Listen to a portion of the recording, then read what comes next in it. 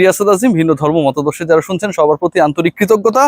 Discussion করতে চাই এই সানি ওয়েদারে বাংলাদেশ দল এবং নেদারল্যান্ডস মোটামুটি প্রিপারেশন নিচ্ছে তাদের পরের ম্যাচের আগে।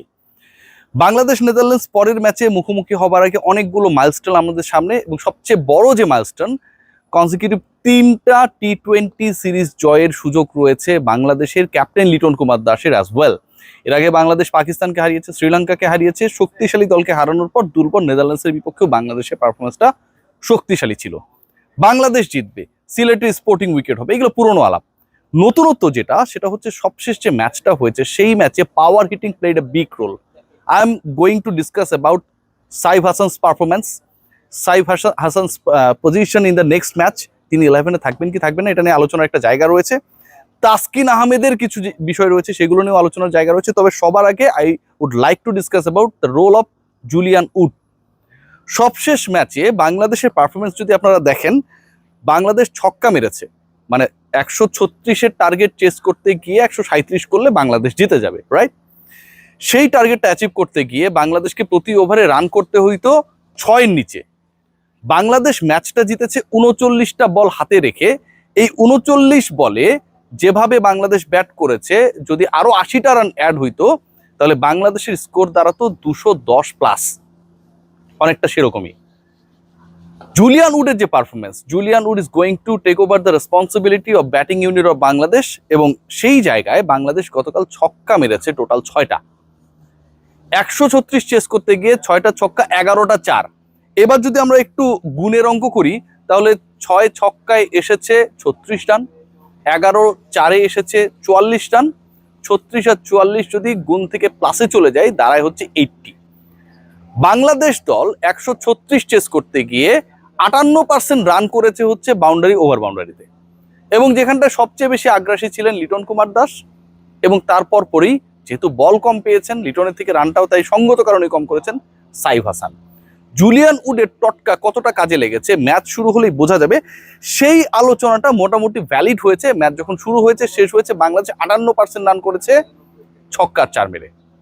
এই ছক্কা 4 মারার ক্ষেত্রে স্ট্রাইক রেট সবচেয়ে হাইয়ার করার ক্ষেত্রে বিগ নেম যেটা, সেটা হচ্ছে সাইফ হাসান। দেখুন, লিটন কুমার দাস ভালো খেলেছেন। লিটন কুমার দাস পুরো টোন সেট করে দিয়েছেন।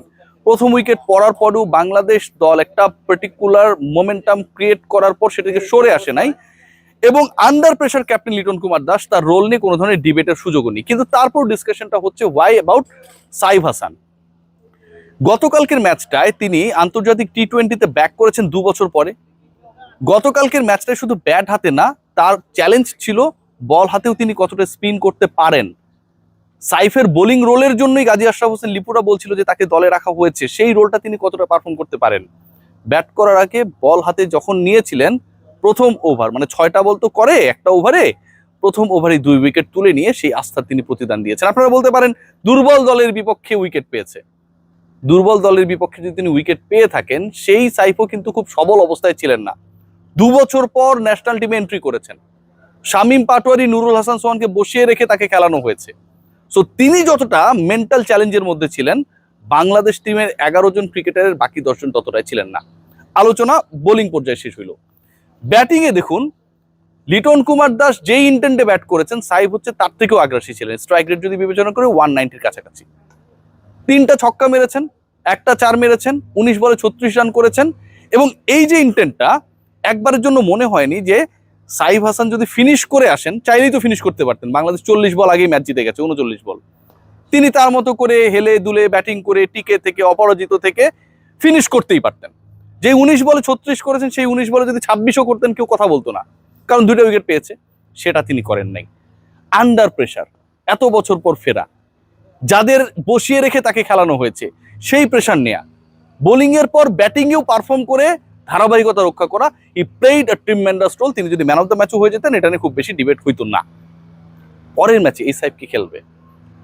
কারণ শামীম হোসেন পাটোয়ারিকে আপনি বসিয়ে রাখছেন ফিনিশিং রোলে। Ultimately you need this guys.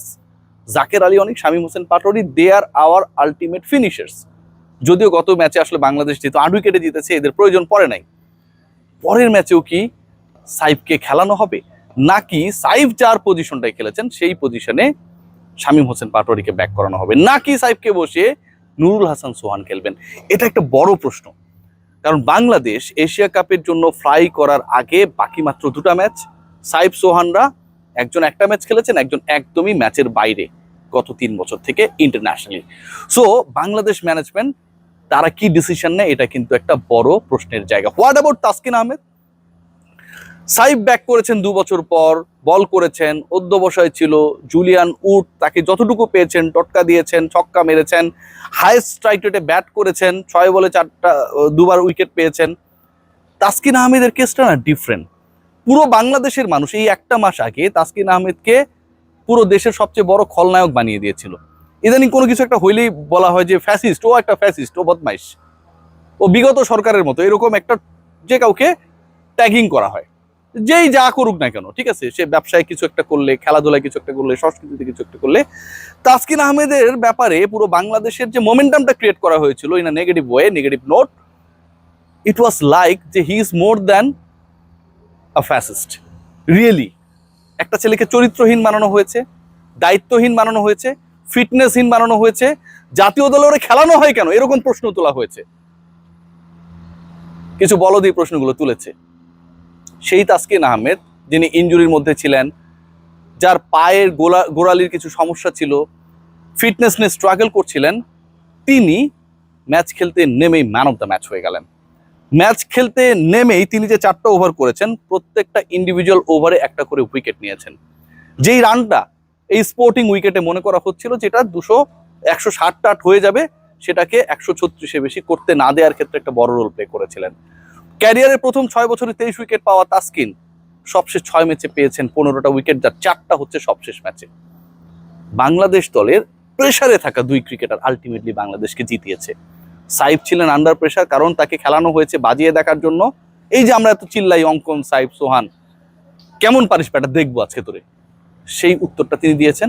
আর তাসকিন পুরো বাংলাদেশ যাকে ভিলেন বানিয়ে দিয়েছিল, অবান্তর কিছু রিপোর্টস এই ছেলেটাকে বাংলাদেশের প্রিমিয়াম পেসারকে, to me he is the best pacer, আমি সবসময় এই কথাটা বলি, যেই শুলের মধ্যে দাঁড় করিয়ে দিয়েছিল, সেখান থেকে কি দারুণভাবে ফিনিক্স পাখির মতো উড়ে এসে প্রমাণ করেছেন যে তিনি ধ্বংসস্তূপে হারিয়ে যান নাই। আলোচনার জায়গা রয়েছে। আলোচনার জায়গাটা হচ্ছে বাংলাদেশ দলটা অসাধারণ করছে। এই বাংলাদেশ দলের এই অসাধারণ পারফরমেন্সটা অনেকে একটু বাঁকা চোখে দেখতে চায়। নেদারল্যান্ডসের বিপক্ষে জিতেছে, 4 উইকেট পেয়েছে, 180+ স্ট্রাইক রেটে ব্যাট করেছে। এমন কি ভাই, বাংলাদেশ এই কয়দিন আগে ইউএর বিপক্ষে হারিয়ে গেছিল, মনে করতে পারেন কি বাজে ব্যাটিং করেছে। এই বাংলাদেশ 2023 সালে, খেয়াল করে দেখুন, 2023 না 2024 সালে সম্ভবত ইউএস এর বিপক্ষে হেরেছে।